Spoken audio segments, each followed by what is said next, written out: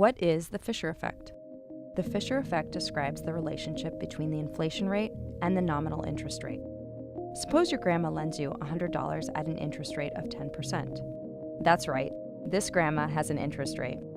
But suppose also that over the year, the inflation rate is 10%. So at the end of the year, you pay your grandma back $110. That looks pretty good on paper, but during that year, money has become less valuable. Due to inflation, what used to cost $100 now costs $110. So what's your grandma's real return? 0. More generally, we can write that the real interest rate is equal to the nominal rate, the rate charged on paper, minus the inflation rate.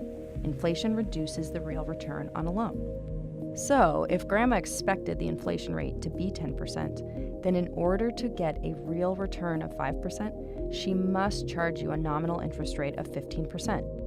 Now, you may think grandma's cold for charging you a 15% interest rate, but she isn't alone in this behavior.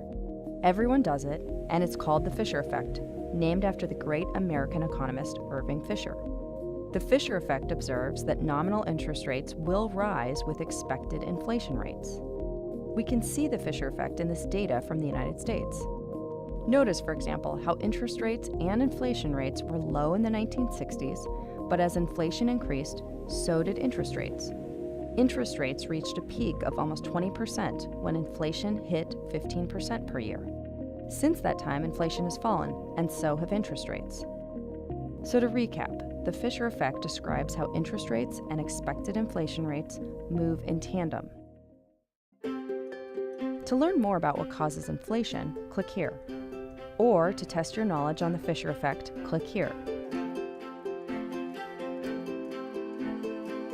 Still here? Check out Marginal Revolution University's other popular videos.